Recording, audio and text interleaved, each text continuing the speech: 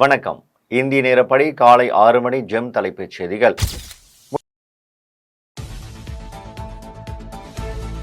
மாணவர்கள் தங்கும் விடுதிகளுக்கு ஜிஎஸ்டி வரி விலக்கு அளிக்கப்படும் என மத்திய நிதியமைச்சர் நிர்மலா சீதாராமன் அறிவிப்பு. ரயில் நிலையங்களில் பயணிகள் ஓய்வெடுக்கும் அறை உள்ளிட்ட சேவைகளுக்கு ஜிஎஸ்டி விலக்கு அளிக்கப்படுவதாகவும் பேட்டி.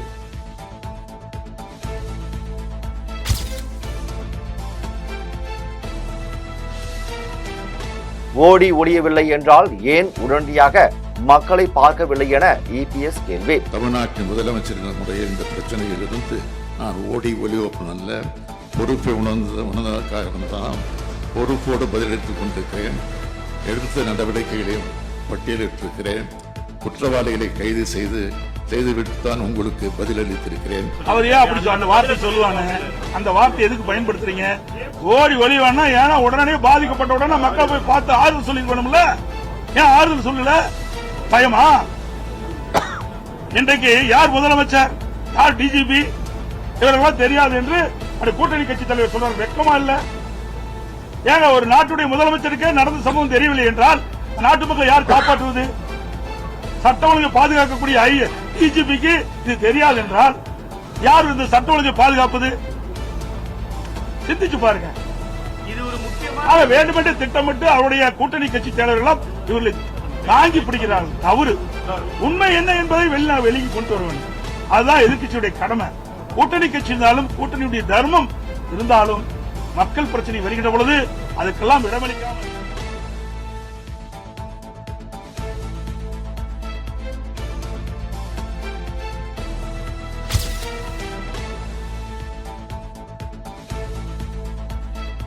கள்ளக்குறிச்சி விவகாரத்தில் சிபிஐ விசாரணை தேவையா தேவையில்லையா?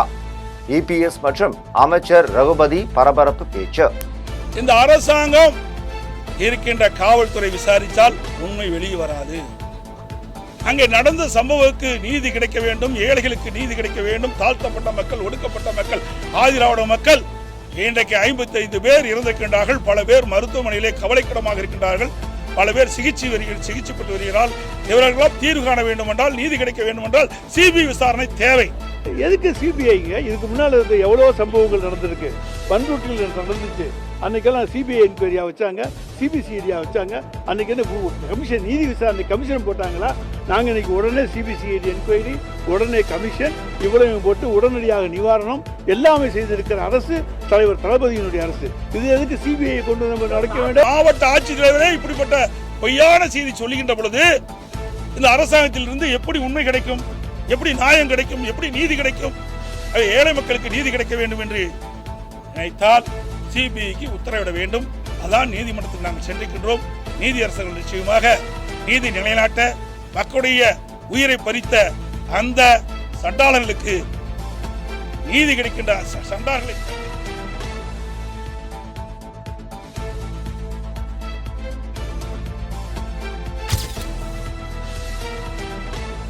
விஷச்சாராய விவகாரத்தில் திமுக அரசுக்கு எதிராக தமிழகம் முழுவதும் போராட்டத்தில் ஈடுபட்ட பாஜகவினர் கைது செய்யப்பட்டதற்கு அண்ணாமலை கண்டனம். சாராய வியாபாரிகளுடன் உள்ள தொடர்பு மக்களுக்கு தெரியக்கூடாது என்ற பதட்டத்தில் பாஜகவினரை முடக்க பார்ப்பதாக குற்றச்சாட்டு.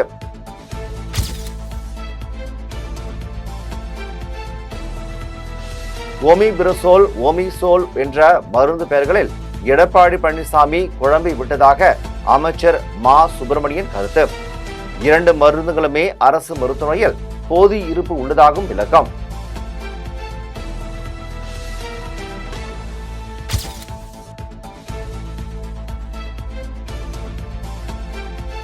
தமிழகத்தில் உள்ள மாநகராட்சிகள், பேரூராட்சிகள் மற்றும் நகராட்சிகளின் எண்ணிக்கை அதிகரிக்கப்படும். புதுக்கோட்டை உள்ளிட்ட 4 நகராட்சிகள் மாநகராட்சிகளாக தரம் உயர்த்தப்படும் என்று அமைச்சர் KN நேரு பேச்சு.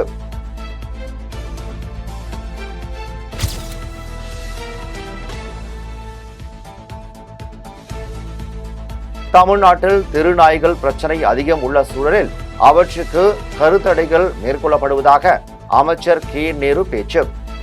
நாய் வளர்ப்போர் அதனை பூங்காவிற்கு அழைத்து வரும்போது சில தவறுகள் நடப்பதால் அதனை சரி செய்ய நடவடிக்கை எடுப்பதாகவும் தகவல்.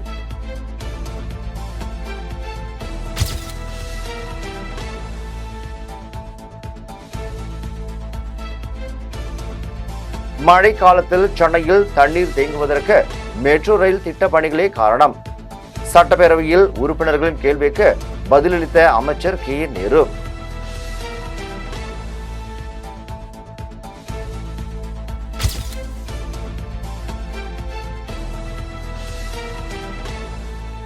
பிறந்தநாள் கொண்டாட்டங்களை தவிர்க்குமாறு தமிழக வெற்றி கழக நிர்வாகிகளுக்கு நடிகர் விஜய் உத்தரவு. கள்ளக்குறிச்சிக்கு நேரடியாக சென்று பாதிக்கப்பட்டவர்களுக்கு தேவையான உதவிகளை செய்யுமாறு அறிவுறுத்தல்.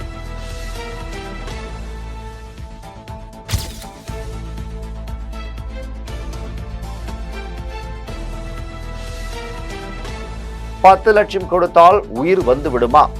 கள்ளச்சாராய பாக்கெட்டுகளுடன் சென்னையில் போராட்டம் செய்த பாஜகவினர். போராட்டத்தில் ஈடுபட்டவர்களை கைது செய்த காவல்துறையினர்.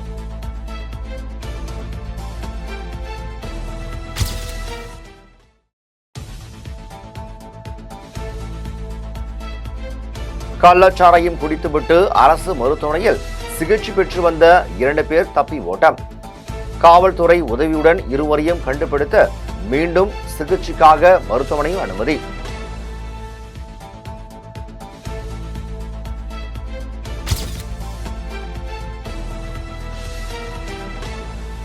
கள்ளக்குறிச்சி விஷச்சாராயம் அருந்தி உயிரிழந்த இருவரின் உடல்கள் பிரேத பரிசோதனை செய்யாமல் புதைக்கப்பட்டதால் நிவாரண நிதி வழங்கப்படவில்லை என உறவினர்கள் தகவல். இருவரின் சடலங்களை தோண்டி எடுத்து உடற்கூறாய்வு செய்ய ஆட்சியர் உத்தரவு.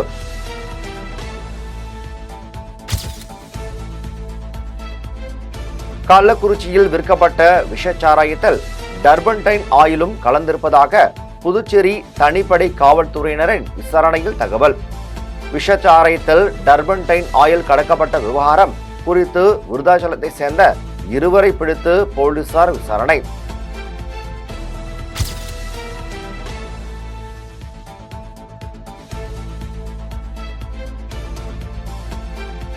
கோவையில் கள்ளச்சாராயத்திற்கு எதிராக போராட்டத்தில் ஈடுபட்ட பாஜக மகளிர் அணி. போராட்டத்தில் மகளிர் அணியினருக்கு போலீசாருக்கும் இடையே தள்ளுமுள்ளு.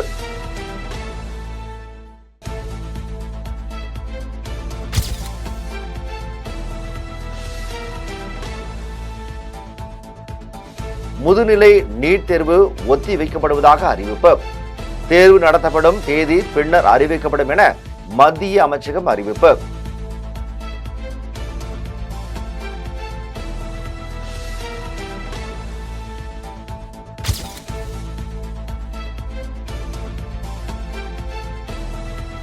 கருணை மதிப்பெண் ரத்து செய்யப்பட்ட 1563 மாணவர்களுக்கு இன்று நீட் மறுதேர்வு. மேகாலயா, ஹரியானா உள்ளிட்ட மாநிலங்களில் 7 தேர்வு மையங்களில் தேர்வை நடத்துகிறது தேர்வு முகமை ஆய்வு.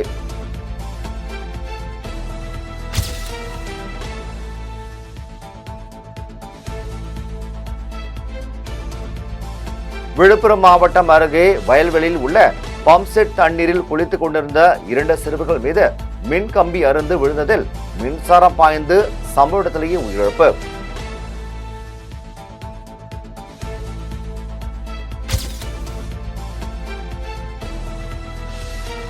சென்னை நீலாங்கரையில் தமிழக வெற்றி கழக தலைவர் விஜயின் பிறந்தநாள் விழாவில் கையில் தீயை பற்ற வைத்து சிறுவன் ஓடுகளை உடைத்த போது விபரீதம். சிறுவனின் கையில் பற்றிய தீயை அணைக்க தண்ணீருக்கு பதில் தவறுதலாக பெட்ரோல் ஊற்றப்பட்டதால் கொழுந்துவிட்டு எரிந்தது. தென்காசி மாவட்டம் அச்சம்புதூரில் 8 வயது சிறுமியை 10க்கும் மேற்பட்ட தெரு நாய்கள் கடித்து குதறியதில் தலை மற்றும் உடலில் காயம் ஏற்பட்டு அரசு மருத்துவமனையில் அனுமதி. தெருவில் விளையாடி கொண்டிருந்தவரை நாய்கள் கடித்து தோப்பு பகுதிக்கு இழுத்து சென்றதாகவும் அலறல் சத்தம் கேட்டு வந்த உறவினர் ஒருவரால் சிறுமி மீட்கப்பட்டதாக தகவல்.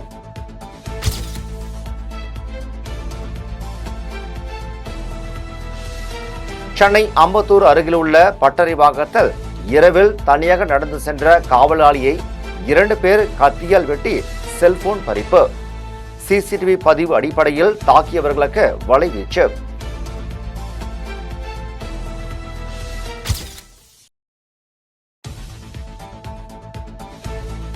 புதிய தொலைத்தொடர்பு சட்டம் வரும் 26ஆம் தேதி அமல். அவசர காலத்தில் அரசு நினைத்தால் அனைத்து தொலைபேசி நெட்வொர்க்கையும் தனது கட்டுப்பாட்டில் கொண்டுவர சட்டம் அனுமதி.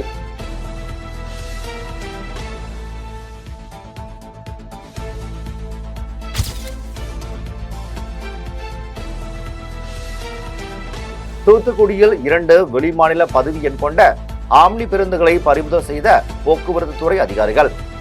நடுரோட்டில் தவித்த 58 பயணிகள் மாற்று பேருந்து மூலம் பெங்களூருக்கு அனுப்பி வைப்பு.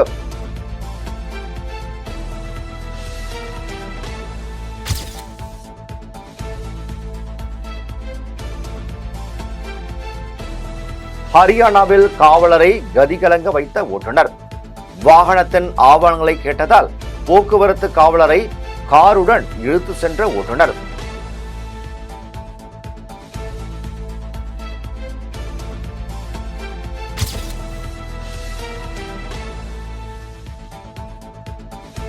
அமெரிக்க வரலாற்றில் அதிக வருமானத்தை கொண்ட இசை நிகழ்ச்சியாக கருதப்படும் டெய்லர் ஸ்விஃப்ட் தி எராஸ் டூர் என்ற இசை கச்சேரி லண்டனின் பெரும் வரவேற்பு.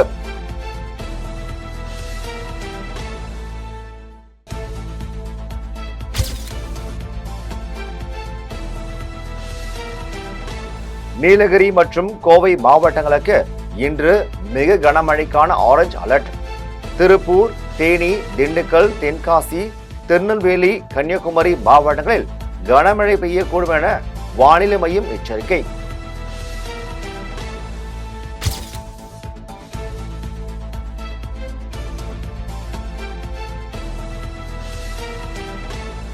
T20 உலகக்கோப்பை தொடரில் அதிக கேட்சுகள் பிடித்த ஆடம் கில்கிறிஸ்டின் சாதனையை முறியடித்தார் ரிஷப் பந்த்.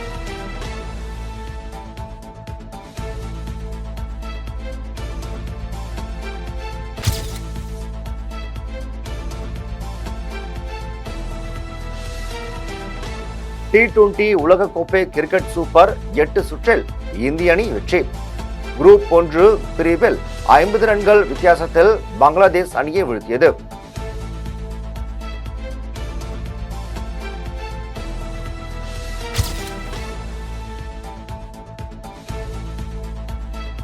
மிகப்பெரிய புரட்சியை சத்தமில்லாமல் நெல் ஜெயராமன் செய்துள்ளார். தயவு செய்து அதை உதவின்னு சொல்லாதீங்க என, அது என்னுடைய கடமை என திருவள்ளூரில் நடைபெற்ற தேசிய நெல் திருவிழாவில் நடிகர் சிவகார்த்தியின் பேச்சு.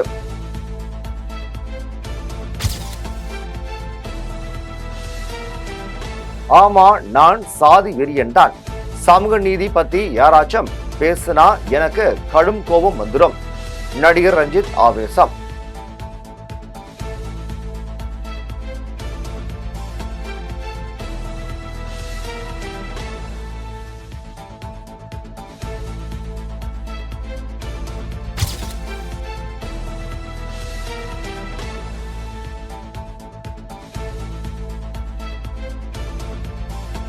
நடிகர் அதர்வா நடிக்கும் DNA திரைப்படத்தின் டப்பிங் பணி தொடக்கம்.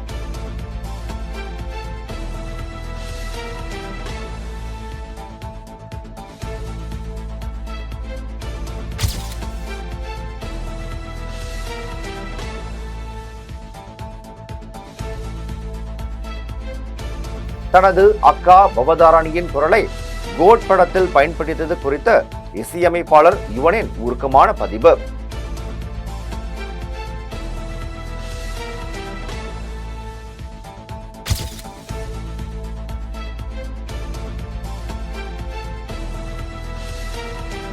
விஜயின் பிறந்தநாளையொட்டி கோட் படத்தின் 2வது பாடல் வெளியீடு.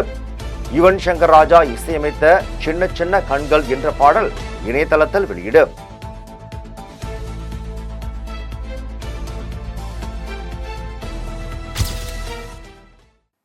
ராணுவ வீரனின் மனைவியை விட மீனவனின் மனைவிக்குத்தான் அதிகம் துணிச்சல் தேவை என்பதைப் போல ஆண்களுக்கு இணையாக மீன் பிடிக்கும் மீனவ பெண்களில் துணிச்சலை விவரிக்கிறது இன்றைய ஜெம் சிறப்பு பார்வை.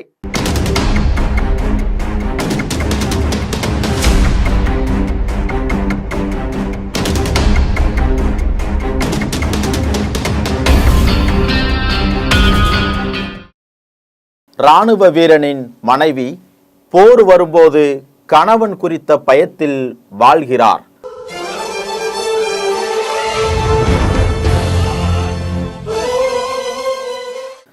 மீனவனின் மனைவி கணவன் கடலுக்குள் போய் வரும்போதெல்லாம் பயத்தில் வாழ்கிறார்.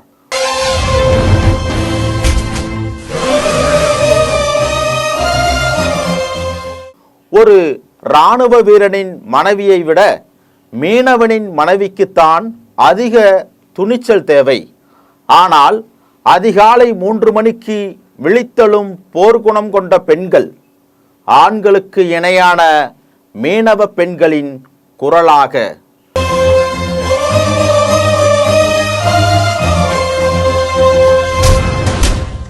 தூத்துக்குடி மாவட்டத்தில் பிரதான தொழில் மீன்பிடி தொழிலாகும். தூத்துக்குடி விவேகானந்த நகர் பகுதியில் ஆண்களுக்கு நிகராக பெண்கள் தனது உயிரை பணயம் வைத்து மீன்பிடி தொழிலில் ஈடுபட்டு வருகின்றனர்.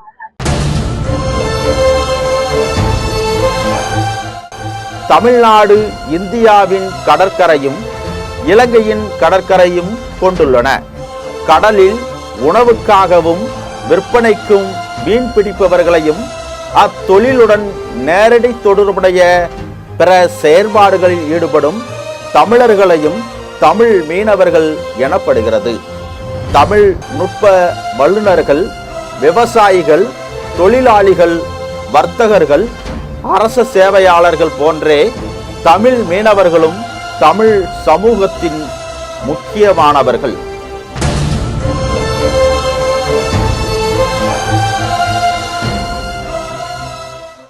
தூத்துக்குடி திரேஸ்புரம் அருகே தனித்தீவு போல் உள்ளது விவேகானந்த நகர் கடற்கரை பகுதி. இங்கு 100க்கும் மேற்பட்ட மீனவ குடும்பங்கள் வசித்து வருகின்றன. இவர்களின் பிரதான தொழிலே மீன்பிடி தொழில்தான். ஆண்களுக்கு இணையாக பெண்களும் ஃபைபர் படகுகளில் கடலுக்குள் சென்று மீன்களை பிடித்து வருகின்றனர். அதிகாலை 3 மணிக்கு விழித்தெழும் பள்ளி செல்லும் பிள்ளைகளுக்கு உணவு தயார் செய்து வைத்து 4 மணி முதல் ஆண்களுடன் கடலுக்கு செல்கின்றனர். ஒரு படகில் 2 ஆண்கள் 3 பெண்கள் என மீன்பிடிக்க போராட்ட குணமும் தன்னம்பிக்கையும் கொண்டவர்கள்தான் பெண்கள். அதிக வட்டிக்கு பணம் வாங்கி அவதிப்பட்டு வருவதால் தாங்கள் தன் உயிரை பணைய வைத்து கடலுக்கு மீன்பிடிக்க சென்று வருவதாக கவலை தெரிவிக்கின்றனர் மீனவ பெண்கள். இவர்கள் தனிநபரிடம் அதிக வட்டிக்கு பணம் வாங்கியுள்ளனர். இவர்கள் அந்த தொகையை செலுத்த முடியாத காரணத்தினால் கடல் தொழிலில் தனது உயிரை பணயம் வைத்து ஈடுபட்டு வருகின்றனர். எங்க தொழில் மீன் பிடிக்கிற தொழில் தான். இந்த தொழில் விட்டா எங்களுக்கு வேற பொழுவே கிடையாது. இந்த தொழிலுக்கு பிடிச்ச முன்னாடி உழைக்கிறோம்னா எங்க பிள்ளைகளுக்காண்டி பாட்டு பிறந்துக்காட்டி நாங்க இந்த தொழிலுக்கு வாரோம். இல்லாட்டா வர வேண்டிய அவசியம் கிடையாது. இந்த வாங்கின வார வட்டிக்கு 10 பைசா வட்டி, 5 பைசா வட்டிக்கு 10 பைசா வட்டி, 15 பைசா வட்டிக்குன்னு வாங்கிட்டோம். நாங்க வாங்கிட்டோன்னா எங்க பிள்ளைகளுக்காண்டி எனக்கு ஆம்பளை பிள்ளை 2 பொம்பளை பிள்ளைகளுக்காண்டி அந்த காசு இவ்வளவு வட்டி கடனுக்கு நாங்க வாங்கியிருக்கோம். வாங்கினால அந்த தொழிலுக்கு நாங்க வரோம்.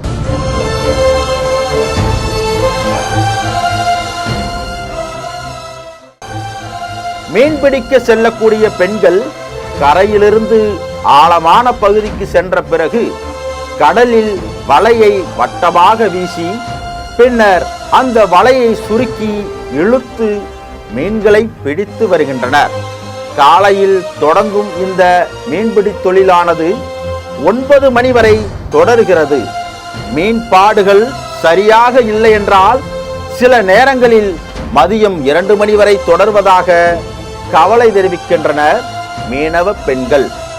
குழந்தைகள் படிப்பதற்கு மற்றும் குடும்ப செலவு என வார வட்டி, ஸ்பீடு வட்டி என அதிக வட்டிக்கு பணம் வாங்கி மிகவும் அவதிப்பட்டு வருவதாக தெரிவிக்கின்றனர் மீன்பிடி பெண்கள். விவேகானந்த நகர்லேருந்து நாங்கள் கடலுக்கு போகிறோம். கடலுக்கு போய் 4 மணிக்கு போகிறோம். காலையிலேயே சோறுலாம் வச்சு இந்த வட்டி கடன் அடைக்கிறதுக்காக தான் போகிறோம். அதுவும் வார வட்டி, ஸ்பீடு வட்டி, இதை வச்சு நாங்கள் கடனை தான் கொடுக்க முடியாது. பிள்ளைகள் படிப்பு செலவையும் பார்க்க முடியாது, வாங்கின கடனையும் கொடுக்க முடியாது. ரொம்ப கஷ்ட சூழ்நிலையில் இருக்கோம். நீங்கள் தான் பார்த்து ஏதாச்சும் எங்களுக்கு உதவி செய்யணும். ரொம்ப கஷ்ட சூழ்நிலையில இருக்கிறோம். காலையில் 4 மணிக்கு போவோம். 4 மணிக்கு போயிட்டு 2 மணிக்கு தான் வருவோம். மதியம் போனால் 200 ரூபா 300 தான் கிடைக்கும். அதுக்கு மேலே எந்த இதுவும் வர மாட்டேங்குது. நாங்கள் அதை வாங்கி வார வட்டிக்கு கொடுப்போமா, இல்லை நாங்கள் சாப்பிடுவோமா, பிள்ளைகளை படிக்க வைப்போம். ரொம்ப கஷ்ட சூழ்நிலையில தான் நாங்கள் இருந்துகிட்டு கொண்டு போய் கடல். என் பேர் சரி.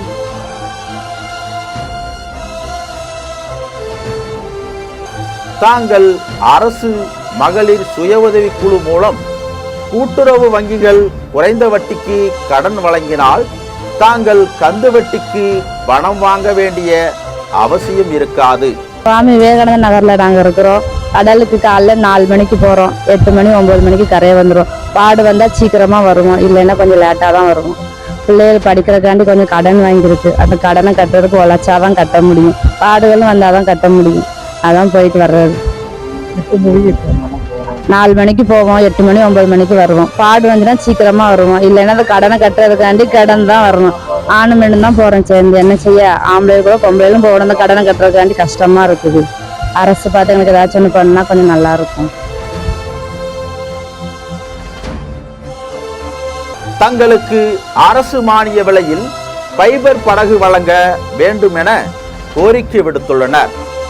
பெண்கள் எப்போதுமே கணவன் குழந்தைகள் என வாழ்க்கையில் போராட்டம்தான். தன் குடும்பத்தை கரை சேர்ப்பதற்காக தற்போது கடலிலும் அலையுடன் போராடும் தூத்துக்குடி பெண்களுக்கு தமிழக அரசு கருணை காட்டுமா? பொறுத்திருந்து பார்ப்போம். இவர்களுக்கு அரசு குறைந்த வட்டிக்கு கடன் உதவி வழங்க வேண்டும் என்பது இவர்களது கோரிக்கையாக உள்ளது. தூத்துக்குடியில் இருந்து செய்திகளுக்காக இசைராஜா. மீண்டும் அடுத்த ஜெம் சிறப்பு பார்வையில் உங்கள் அனைவரையும் சந்திக்கும் வரை உங்களிடமிருந்து விடைபெறுவது தூத்துக்குடி செய்தியாளர் இசைராஜா, ஒளிப்பதிவாளர் நந்தகுமார், படத்தோப்பு நிதிஷ், பின்னணி குரல் எழுத்தாக்கம் முத்து ஜெயக்குமார் மற்றும் கருத்தாக்கம் சீதாபதி. நன்றி, வணக்கம். இத்துடன் ஜெம் செய்திகள் நிறைவடைகின்றன. மீண்டும் ஜெம் செய்திகள் காலை 8:30 மணிக்கு. உடனுக்குடன் செய்திகளை காண GemLive.tv என்ற இணையதளத்தில் இணைந்திருங்கள். நன்றி, வணக்கம்.